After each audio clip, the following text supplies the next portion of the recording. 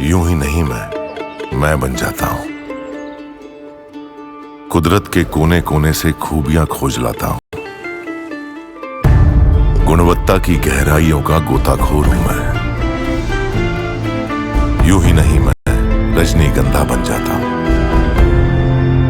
महाशिवरात्रि को ही आखिरी स्नान है, तो इसकी भी पूरी तैयारी हो गई है कि किसी तरह की कोई गड़बड़ ना हो। इसलिए तैयारियां देखने मुख्यमंत्री योगी आदित्यनाथ खुद 17वीं बार महाकुंभ जाने का प्लान बना चुके हैं। लेकिन योगी सिर्फ महाकुंभ को लेकर ही एक्शन मोड में नहीं है। सीएम योगी ने शांति और सुरक्षा के लिए ऐसे ऐसे फैसले लिए हैं जिससे खलबली मच गई, क्योंकि दूसरे त्योहार भी। महाकुंभ की ग्राउंड रिपोर्ट दिखाऊंगा, लेकिन पहले यह देखिए कि सीएम योगी ने साफ कर दिया और कह दिया कि परंपरा का पूरा सम्मान होगा, लेकिन अराजकता नहीं चलेगी। सीएम योगी के बड़े फैसलों की बात करें तो महाकुंभ में श्रद्धालुओं को कोई परेशानी नहीं होनी चाहिए। महाकुंभ जो महापाप करेगा वो नहीं बचेगा। राज्य में अवैध तौर पर रह रहे घुसपैठियों और रोहिंग्याओं की जल्द से जल्द पहचान होगी। संभल हिंसा को लेकर सीएम योगी ने क्लियर कट कह दिया है कि जो दंगा करेगा उसको तो सजा भुगतनी होगी। इसके साथ ही सीएम योगी ने कह दिया कि तेज आवाज में लाउड स्पीकर नहीं बर्दाश्त किए जाएंगे। महाकुंभ और संभल पर सीएम योगी के ताबड़तोड़ एक्शन की पूरी डिटेल आज दिखाऊंगा, ग्राउंड रिपोर्ट दिखाऊंगा। लेकिन पहले कैसे उनके एक्शन का ग्राउंड पर असर हो रहा है वो देखिए। यह तस्वीर यूपी के संभल की है, जहां आज जुमे के दिन मस्जिद में लाउडस्पीकर की तेज आवाज नहीं सुनाई थी। मस्जिद के मौलवी बिना लाउडस्पीकर के छत पे चढ़ के अजान देते नजर आए। पहले तो लाउडस्पीकर लगा होता था, उससे आवाज जाती थी। अब ये योगी सरकार है, ये तो सबके लिए हिसाब बराबर रखती है मंदिर मस्जिद के लिए। तो कह दिया कि लाउडस्पीकर उतारो, तो उतर गया। तो मौलवी साहब ऊपर चढ़ गए, वहां से अजान देने लगे ताकि लोग नमाज के लिए पहुंचे। अब पब्लिक देख के कह रही है तो गजब हालात, जज्बात बदल गए। एक जमाना था कि कोई लाउडस्पीकर हिला नहीं सकता था मस्जिद का, आज मौलवी साहब को ऊपर से अजान देनी पड़ रही है। संभल ही नहीं, योगी आदित्यनाथ के एक्शन और तेवर का असर दूसरी जगहों पर भी दिख रहा है। यह मेरठ की तस्वीर है। मेरठ में मुस्लिम समाज के लोग खुद ही मस्जिद को हटाते दिखाई दिए। यह मस्जिद 168 साल पुरानी है, जो मेरठ में बन रहे रैपिड रेल कॉरिडोर के बीच आ रही थी। लेकिन जिस तरह सीएम योगी ने इस तरह के कामों पर एक्शन लेने के लिए अफसरों को टाइट किया है, उसका असर मेरठ में दिखा और मुस्लिम समाज के लोगों की बिना किसी विरोध के खुद ही मस्जिद को हटाने की तस्वीरें आई। सुनिए योगी के अफसरों ने किस तरह मुस्लिम समाज के लोगों को समझाया है। सीडी साहब कल आए थे, वो बोले भाई इसे आप हटा लीजिए, लिहाजा हम पे ऑर्डर आए हुए हैं, हमें इसकी एप्लीकेशन लगानी है और इसे आप नहीं हटाओगे आज तो हम कल को इसे बुलडोजर से हटा देंगे। ये आपकी मस्जिद है, अपने हाथ से हटा लोगे तो बेहतर है। तो आप लोग खुद ही हटा है। अभी हम फिलहाल अपने हाथ से लगे हुए हैं, लेकिन हमें लेबर नहीं मिल पा रही।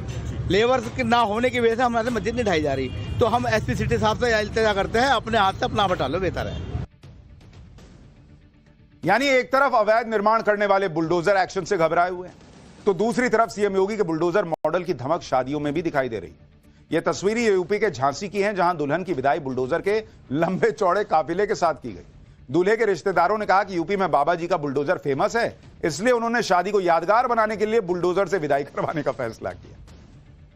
योगी सरकार के ताबड़तोड़ फैसलों और उन पर हो रही चर्चा के बीच संभल हिंसा की जांच में भी विस्फोटक खुलासे हो रहे हैं। कल हमने आपको पाठशाला में बताया कि कैसे संभल हिंसा की आड़ में सनातनी विष्णु जैन के मर्डर की साजिश रची गई थी। इन सारे खुलासों का जिक्र संभल हिंसा को लेकर तैयार चार्जशीट में किया गया है। संभल हिंसा को लेकर यूपी पुलिस ने 4000 से ज्यादा पन्नों की चार्जशीट दाखिल कर दी है। चार्जशीट में संभल हिंसा के दाऊद लिंक का भी जिक्र किया गया है। दुबई बेस्ड गैंगस्टर शारिक साठा का नाम चार्जशीट में भी शामिल है। चार्जशीट में बताया गया है कि हिंसा के आरोपियों के पास से विदेशी हथियार और विदेश से उन्हें मिले फंड की ट्रेल का भी पता चला है। पिछले साल 24 नवंबर को संभल में भड़की हिंसा से ठीक पहले वहां कई लोगों के बैंक खातों में असामान्य तरीके से पैसे ट्रांसफर होने का खुलासा हुआ है। इसके साथ ही हिंसा वाली जगह से विदेश में बनी कई गोलियां मिली। चार्जशीट में दावा किया गया कि संभल हिंसा में आरोपियों ने पाकिस्तान और अमेरिका में बनी गोलियों का इस्तेमाल किया।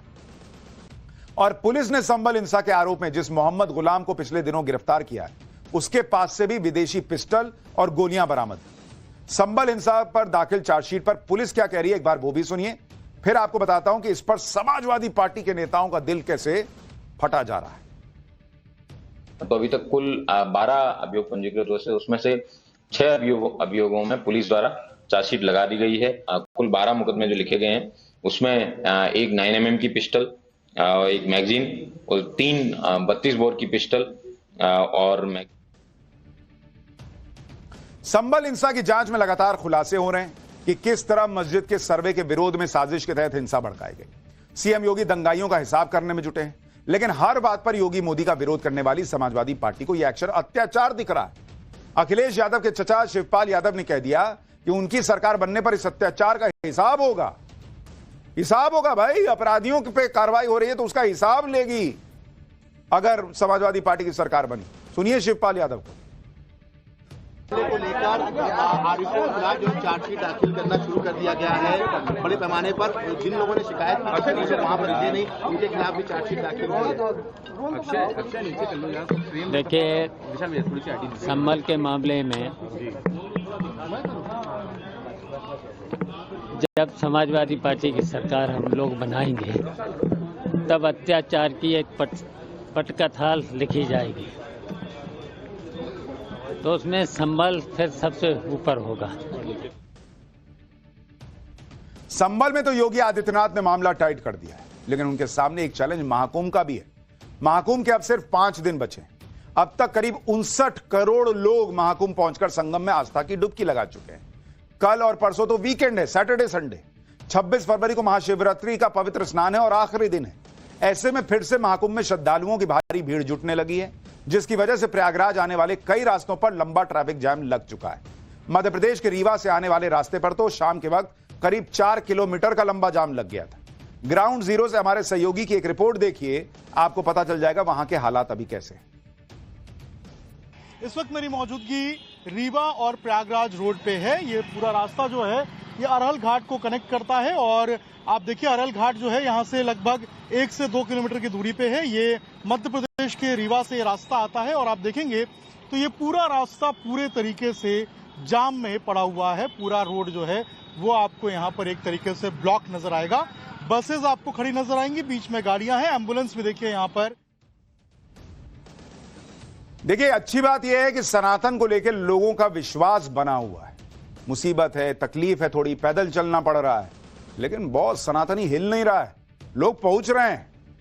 ये पिछले 10 साल में नरेंद्र मोदी ने करके दिखाया कि लोगों की आस्था इतनी प्रबल हुई है। नहीं तो कई लोग कहते हैं मंदिर जाके क्या ये। आज भी महाकुंभ में त्रिवेणी पर आस्था की डुबकी लगाने के लिए लोगों की भारी भीड़ उमड़ गई। संगम की तरफ आने वाले और संगम से वापस लौटने वाले सभी रास्ते श्रद्धालुओं से खचाखच भरे नजर आए। जहां तक नजर गई वहां तक लोगों की भीड़ ही भीड़ थी। महाकुंभ में महाभीड़ पर ग्राउंड जीरो से हमारे सहयोगी की रिपोर्ट देखी। इस वक्त हम संगम के एंट्री पॉइंट पर मौजूद हैं और यहाँ अगर आप देखेंगे तो संगम में स्नान करके जाने वाले लोगों की बड़ी संख्या में जो भीड़ है वो आपको नजर आएगी। कल शनिवार है और परसों रविवार है। ऐसे में ये आखिरी शनिवार और रविवार होगा इस महाकुंभ 2025 का। ऐसे में कल कयास ये लगाए जा रहे हैं कि भीड़ जो है वो आज की अपेक्षा और ज्यादा बढ़ सकती है। तो ऐसे में प्रशासन ने भी पुख्ता इंतजाम किए हैं। अलग अलग जो डाइवर्जन और डायरेक्शंस बनाए गए हैं आने जाने वालों के लिए, जाने वालों के लिए, और इसके साथ ही प्रशासन की तरफ से ये कहा गया है कि जो धीरे धीरे करके भक्त जो है वो आगे की तरफ बढ़े, जमावड़ा ना लगाए और एक एक करके आगे बढ़े, इसकी जो व्यवस्था है वो सुनिश्चित की जाए। बहुत हजारों लाखों की भीड़ है, लंबा लंबा चलना पड़ रहा है, लेकिन उत्साह में कोई कमी नहीं है। महाकुंभ में इस वीकेंड पर भी भीड़ को मैनेज करना बड़ा चैलेंज लेकिन होगा। वैसे तो सीएम योगी खुद प्रयागराज फिर से जा रहे हैं, हर तरह से मॉनिटर कर रहे हैं चीजों को, लेकिन महाकुंभ को लेकर विवादों की भी कमी नहीं है। एक विवाद प्रयागराज में गंगा के पानी की शुद्धता को लेकर बना हुआ है, जिसमें सेंट्रल पोल्यूशन कंट्रोल बोर्ड की रिपोर्ट से विवाद उठा। हालांकि यूपी पोल्यूशन कंट्रोल बोर्ड की रिपोर्ट बताती है कि पानी सेफ है।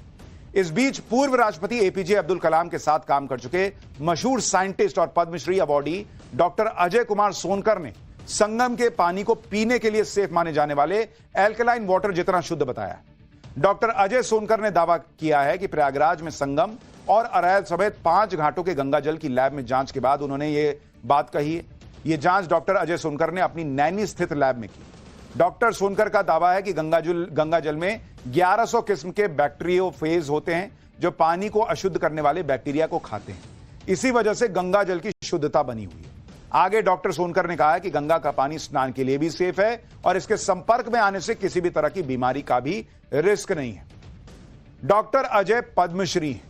उनका दावा है कि महाकुंभ में 57 करोड़ से अधिक श्रद्धालुओं के स्नान के बावजूद गंगा जल की शुद्धता पर कोई असर नहीं पड़ा।